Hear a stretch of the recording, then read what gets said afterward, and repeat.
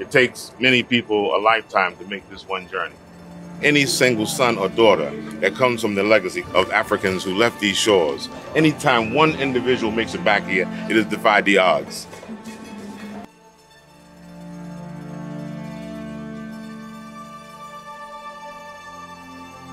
Most often we see African history starting with the slave trade or colonialism.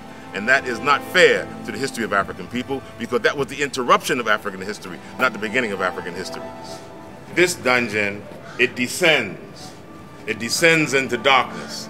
And that descent into darkness is more than just physical, because it's here that was the beginning of the manufacturing of the Negro.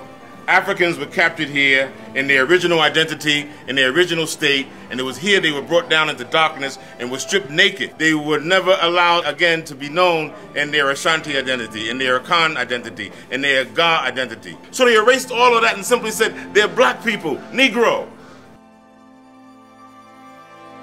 Millions of Africans passed through these doors, but they walked through these doors, many of them still believing in Mother Africa, believing in their village, believing that someone would come looking for them. Some of them just wanted to take some soil in their hand. Some of them believed if they just spoke in the ethers, that one day they would return.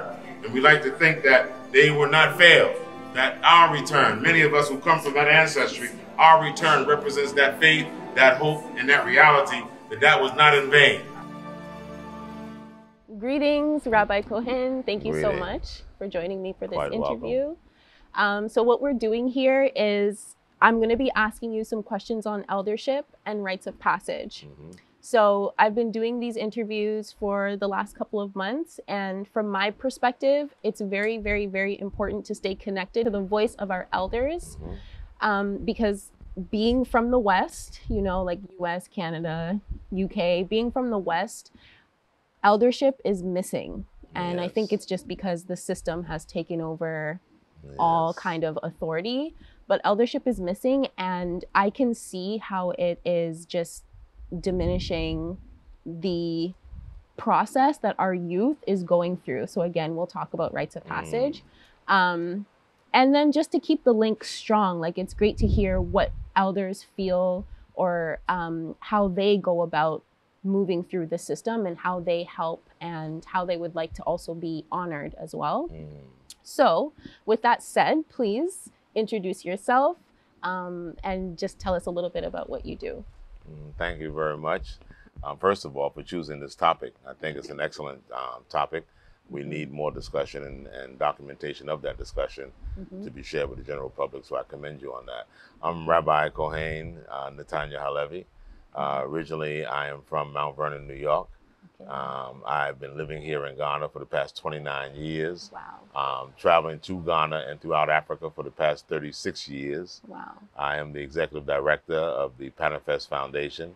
PANAFEST is originally started as the Pan-African Historical Theater Festival, which was a festival that was started in 1992 by Dr. F. Sutherland. Wow. And its purpose was to lift up the arts via theater to tell the true history of Africa and its people, and to bring together the African family from the diaspora and the continent through the vehicle of arts and culture. So I've been the executive director for the past 21 years, and we've had 15 editions, and on the cusp of our 16th edition this year, 2023. In addition to that, I am also the head of mission for the Hashuvah Mission, which means the return, which is a Hebrew community and initiative helping to reconnect our African Hebrew tradition with the traditions, indigenous traditions here in Ghana in particular, and Africa in general. And I also am one of the founders and the past convener of the Central Region African Ascendants Association of Ghana. And we choose the term ascendant rather than descendant, because in changing the paradigm and the narrative, we realize that we've gone to the furthest descent that we can go to as a people. Now we're on the ascent. That's right. So we're the African ascendants, and that is part paying tribute to our ancestors who have struggled throughout the years to put us on a trajectory that we are rising, and still we rise. And that's what the ascension means. I also serve on the National Planning Committee for Beyond the Return, and one of the original visionaries and planning committee members of the Year of Return here in Ghana, and serving in other capacities here in Ghana as well. But I think that's enough to know some of what I do here and what I've been doing. Ashe, ashe. Wow. Yes. So I felt like I needed to clap or hand you some flowers or something, because you're doing a lot, but that's amazing. So the first question I have for you is, what are key characteristics of eldership? Yes. Well, again, my understanding, overview, I should say, overstanding of key elements and characteristics of eldership actually happened when you were making your introduction to the subject matter. You use the term elders, and there's a connection there. So I'm not surprised that the ancestors put that in your mouth, even though you corrected it. Because I look at it like elders are like a bridge between the ancestors and the active youthful generation, because eldership is like almost on your way to ancestorship. That's right.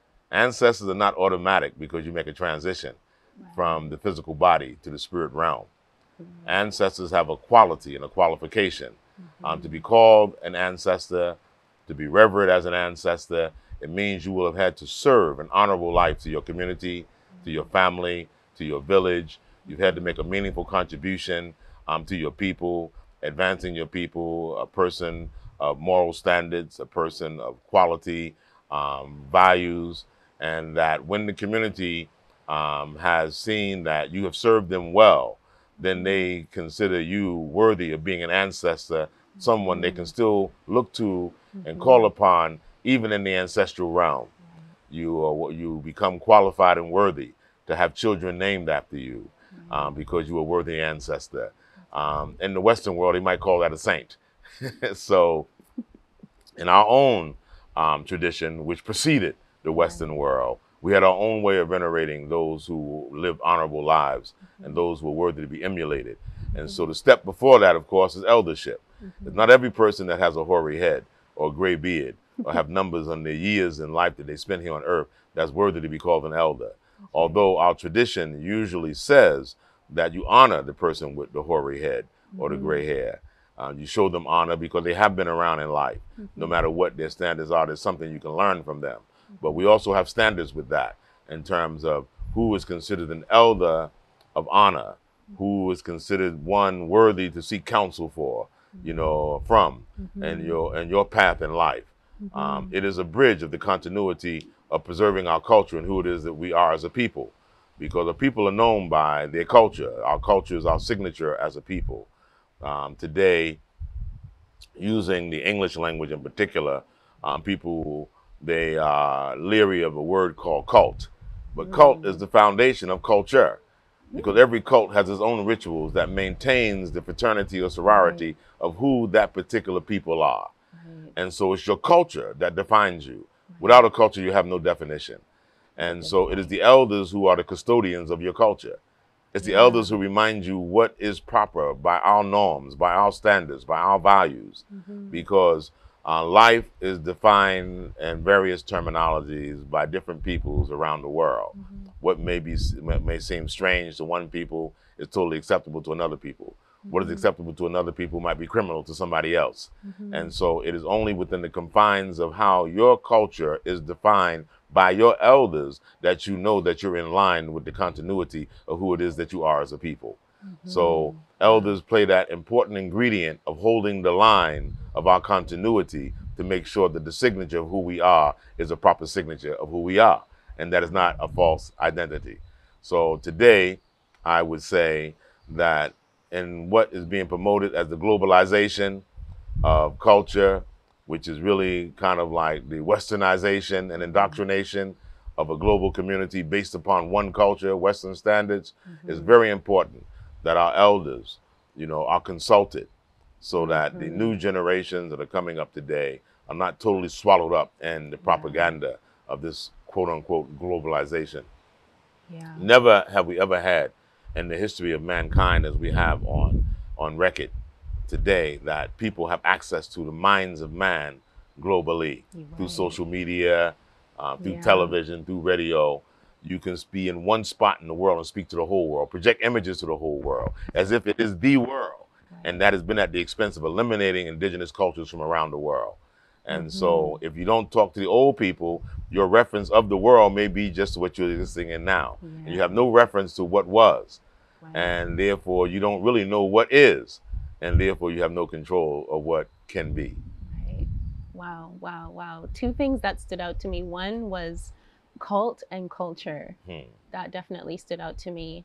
And, you know, it's funny because you said we need to address our elders. This is like a total side note, but what do you, I know you heard about the Black Star Line Fest and just, I guess you can say the culture that was brought into this country, and just, you know, having been there, I was actually blown away because I was like, Ghana is not like this at all. Like someone should have stopped this at the door. I mean, you know, so definitely we should be able to go into, I'm going to say, a realm, and first it's address the elders, because they are the ones that I guess facilitate the culture in a way. Yes, proper term, yes. Right, yeah. So you kind of touched on it a bit, but I'm going to ask you, what makes an elder important to a community? An elder to a community is equivalent to a museum, a library, an educational institution. He is the personification of institutionalization of a people's history, who they are and their culture. He's the living institution. We build institutions out of stone and mortar and gathered materials, collected materials, written materials, artifacts. But an elder is the sum total of all of that. And he is, again, the continuity and the reservoir of all that is represented in the institutions that we spend so much time and money to build. So when you lose an elder, you lose all of that. When you have access to an elder, you have the presence of all of that. Chills, I just got chills. Yes. So let me ask you, how do we honor, or from your perspective, how should we honor an elder? By acknowledging their existence and by making reference to them. The worst thing you can do to dishonor an elder is to ignore them. You know, I'm come from a generation when I know our culture tabooed separating elders from the family and senior citizen homes, old folks' homes, they call them. We grew up in families that always had an elder in the family. It was even before the daycare center syndrome that it was taboo to send an infant to an institution. That infant had to be raised in the arms of a grandmother, an auntie, a grand aunt. It had to be raised in the arms of an elder. It was forbidden for a brand new mother to mother a child that she had never mothered before. She had to do that with an elder woman, elder aunties. They had to be around her to show her motherhood. That was honoring the elders, gave them a purpose. It was the grandmothers who put the principles of that family, the principles of that clan, principles of that tribe in that newborn infant. And so even that was our preschools then. And so in that respect, our elders had a purpose. The same thing with our men.